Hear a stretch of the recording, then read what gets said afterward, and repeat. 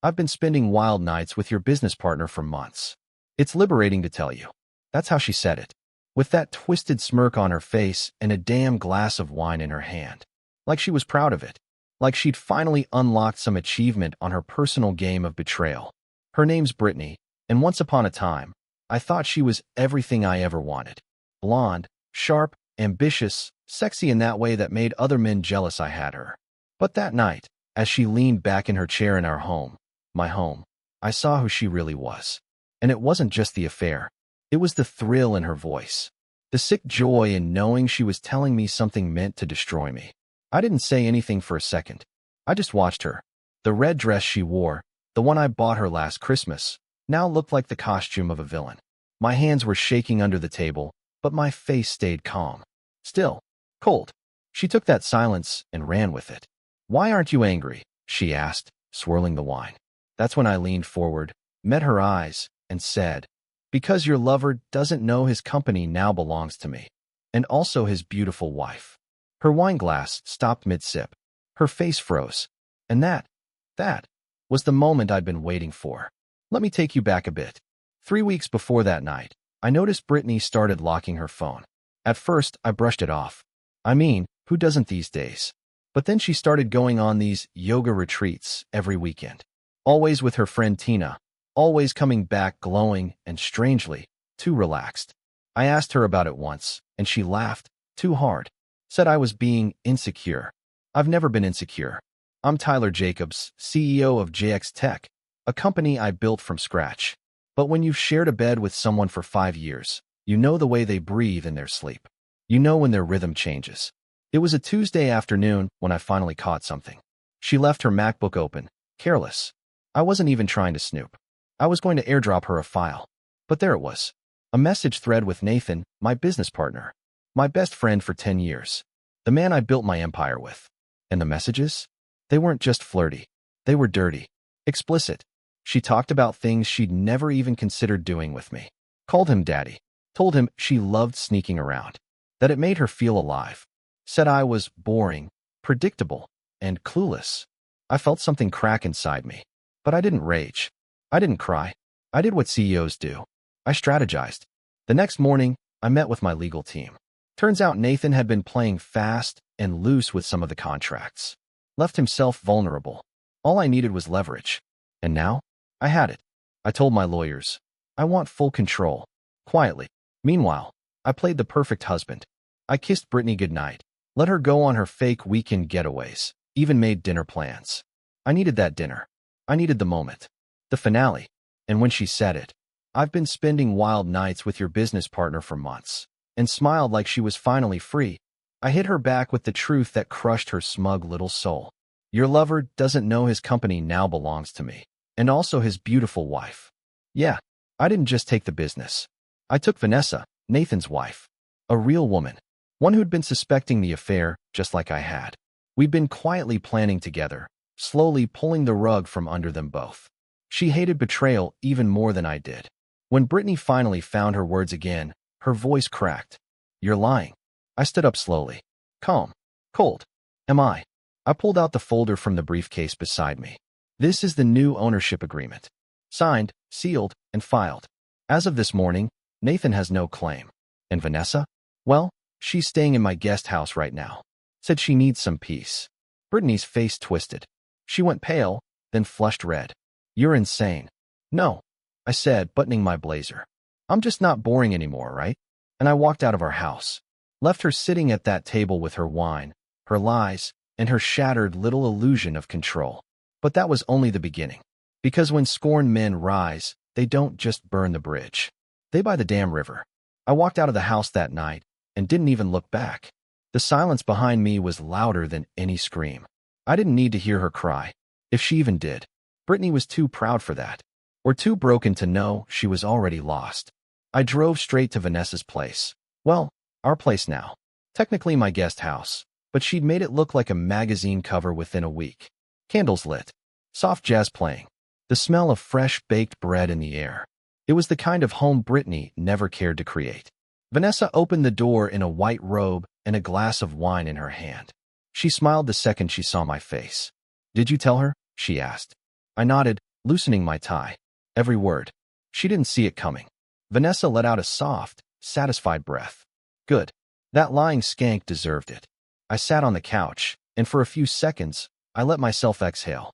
The pressure, the planning, the secrecy, it all weighed heavy until that moment.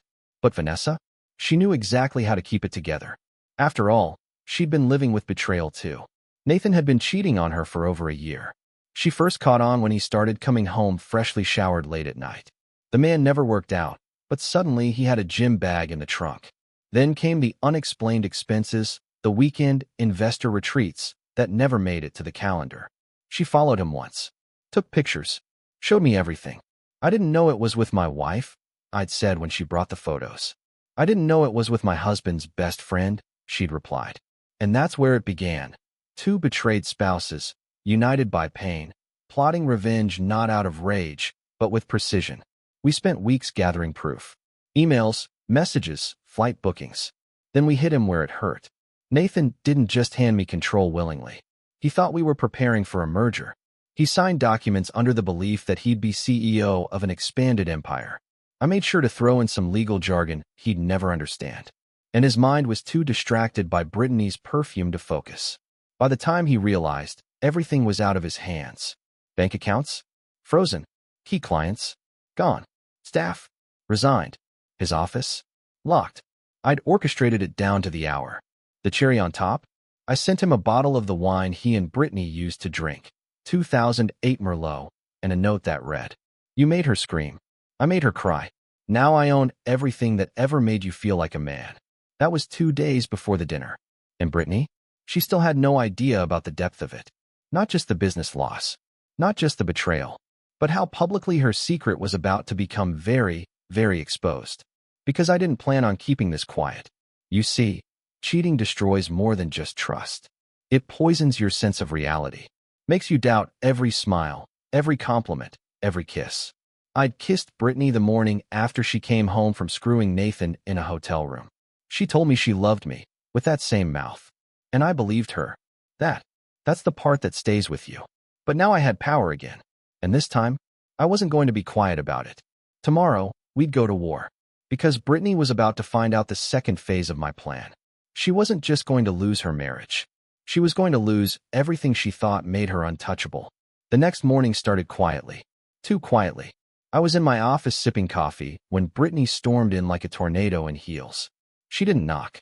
Just slammed the door open and stood there, seething. Her hair was wild, makeup smeared, eyes red, but not from crying. From rage. "You think you're clever, don't you?" she hissed. I looked up calmly, put the coffee down, and leaned back in my chair. "I know I am," I said. She marched over and slammed both hands on my desk. "You embarrassed me. Do you know how it felt when I got home and realized I had nothing left? My cards, frozen. My phone cut off. The car, you took the damn car. My car," I corrected. "And your cards were on my account. Your phone was on my plan. You didn't lose anything, Brittany. You never had it." Her nostrils flared, and I could see the panic building beneath the surface of her fury. "What did you do to Nathan?" she asked, her voice trembling now. "He won't answer my calls." I stood slowly, walked around the desk, and leaned in close enough for her to smell the calm on me. "He's probably too busy packing his things. HR escorted him out of the building this morning. His office is being cleared out." She laughed bitterly. "You're bluffing. This is insane. I'll sue you." "For what?" I raised an eyebrow. "For being a manipulative cheater who thought screwing her husband's business partner would end well." Then I pulled out the folder. Inside were photos, screenshots, hotel receipts, even surveillance footage. Everything she thought was her dirty little secret, printed and documented. Neatly arranged in chronological order. Her face drained of color. "I had private security follow you after that weekend in Miami," I said, handing her the folder. "Turns out you're not great at covering your tracks." She opened it, flipping through each page with shaking hands. She stopped at one photo, Nathan's hand on her thigh in the back of a town car. Her wedding ring clearly visible. "You documented everything," she whispered. "Of course I did. You broke our vows, Brittany. I broke your world." I expected her to scream, to cry, maybe even collapse. But Brittany wasn't built like that. She didn't have shame. She had ego. "You think this makes you better than me?" she said, standing tall. You think any of this makes you a man? No, I said. But it makes me free. Free of pretending. Free of loving someone who lied every time she looked me in the eye. She laughed again, sharper this time, more unstable. Well, guess what? She snapped. It wasn't just Nathan. There were others. Bartenders. Clients. That personal trainer you hired me last summer? Yeah, him too. She threw that line at me like a grenade. But I didn't flinch. Because I already knew. Vanessa had told me weeks ago. She had tracked Brittany's spending habits, found strange charges at hotels all over the city. A few calls confirmed what I had suspected. Nathan wasn't the only one. He was just the most convenient. Brittany's betrayal wasn't an accident. It was a pattern, a personality. She never loved me. She loved my lifestyle, my status, the illusion. I nodded slowly. Thank you, I said. She blinked. For what? For reminding me you were never worth the pain. I opened the door. She stood there a moment longer, then stormed out, heels clicking like gunshots on the marble floor. That was the last time she ever stepped foot in my office. But it wouldn't be the last I'd hear of her. Because that evening, she did something reckless. And suddenly, I wasn't just dealing with a liar. I was dealing with someone dangerous. I should have known Brittany wouldn't go down quietly. By the time night fell, I was back at the guest house, unwinding with a glass of whiskey. Vanessa was upstairs, probably reading. She kept things calm, elegant, even now. I had just started to relax when my phone buzzed. It was a notification from the security system at my main house. Motion detected, 10:42 p.m. I opened the app and stared at the footage. Brittany, in a black hoodie. She was outside, pacing like a lunatic near the garage. Then she pulled out her phone and started filming. And that's when it hit me. She was building a story. Sure enough, a few minutes later, a clip appeared on her Instagram story. Just shaky footage of our driveway and a dramatic caption. I gave him everything. He threw me away. This is what abuse looks like when you don't have bruises. I froze. The audacity was breathtaking. Then came the texts. First from Greg, my lawyer. She just posted about you. You need to respond immediately. Then from my assistant, Lori. Tyler, she's tagging news outlets. She's calling you controlling and emotionally manipulative. This could go viral.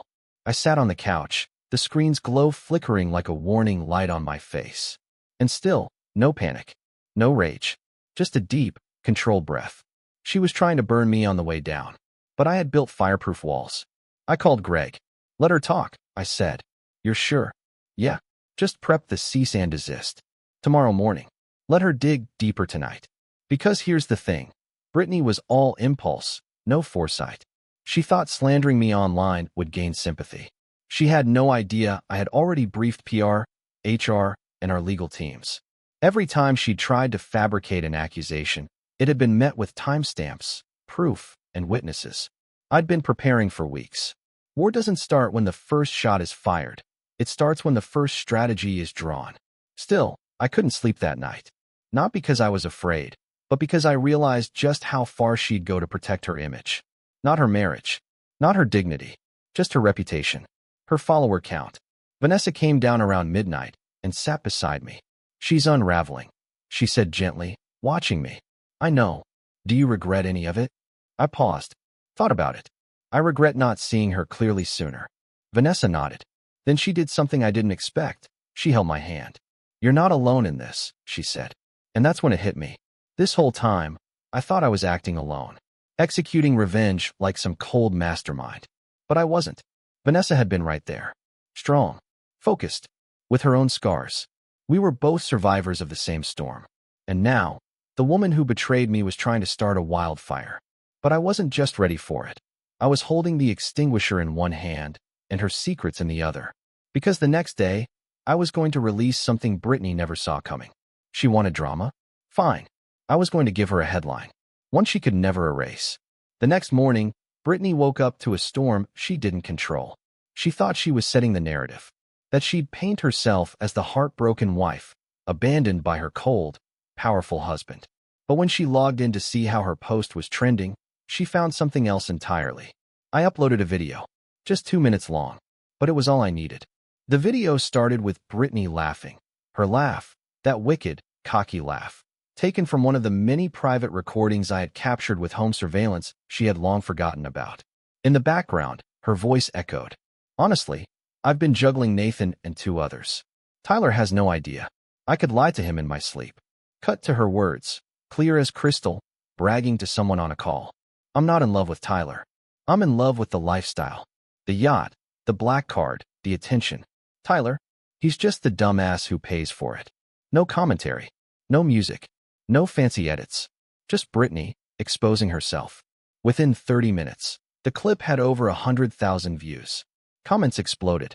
Women and men both dragging her through the mud, calling her a narcissist, a manipulator, a disgrace. Even the gossip blogs picked it up. CEO's wife exposed herself in leaked audio. One headline read, "She called me 6 times that morning. I didn't answer." Then she texted, "Brittany, you're destroying me. Take it down." Me. "You started this war, remember?" She had no idea that legally, I was in the clear. Our prenup gave me full discretion over media protection in case of public disputes. Ironically, she signed it thinking I'd be the one to mess up. Instead, she gave me every weapon I needed. She posted again, this time trying to cry on camera. But people weren't buying it. Too late. Too fake. Then Nathan chimed in. Yeah, that clown finally showed his face. He posted a long-winded apology on his business profile about stepping away from the company, claiming he needed time to heal. But he didn't mention Brittany once, because Vanessa had already filed for divorce and taken half of his assets. And I made sure the other half was just legal dust, nothing real to grab. That day, I walked into the office to a standing ovation. The staff had seen the drama unfold online. They knew Brittany. They hated Brittany. She'd treated them like dirt for years, flaunting my money and making demands like she ran the place. Now they saw the king take his throne back. But beneath the victory, I felt something else. Not joy, not triumph, just stillness. The kind of stillness you feel after a long, brutal storm. Your house is still standing, but everything around it looks different. The world feels quieter, colder. Vanessa called around lunch. She just tried to get into my building, she said calmly. Did you call security? They already turned her away. I just thought you'd want to know. Of course Brittany would go to Vanessa. She'd want to scream, to blame, to beg maybe. But the truth was, she'd burned every bridge. And now she was on an island, all alone. I hung up and sat in silence for a while. Because that's when it really started to hit me. The war was almost over. But the damage? That would stay with all of us forever. 2 days passed. 2 very quiet, eerie days. No phone calls. No new drama. Brittany had gone radio silent. Part of me wanted to believe it was over, that she'd finally realized she couldn't win. But if there's one thing I learned about Brittany, it's that silence isn't surrender. It's the sound she makes when she's planning something worse. I was right. On the 3rd morning, I opened my front door and found a box on the porch. No name. No return address. Just a white box tied with a black ribbon. I stared at it for a long second. My instincts screamed. I called security, had them scan it, check for tracking or hidden devices. Nothing. It was safe. But what was inside? I opened it slowly. Inside, a flash drive and a handwritten note. If you want to know what your precious Vanessa is really like, press play. I stood there, fingers tightening around the flash drive like it was a trigger. I didn't want to believe Brittany could drag Vanessa into this. But at the same time, if Brittany had anything, even a sliver of something damaging, she'd use it. I plugged the drive into my laptop. There was only one file. I clicked. It started with Vanessa. On a phone call. Her voice low, almost whispering. Yes, I'm staying close to him. Of course. He's vulnerable right now. I'll get what I need. Then, silence. Then her voice again. Once this is all over, the company will be mine. And so will the beach house. The screen went black. I sat there. Frozen. No context. No dates. Just those damning words. My mind raced. Was it fake? Manipulated? Or real? I didn't want to believe it. But Brittany was smart. Twisted, but smart. She knew exactly what to attack. Trust. The one thing I thought I still had with Vanessa. And now? I didn't even know what was real anymore.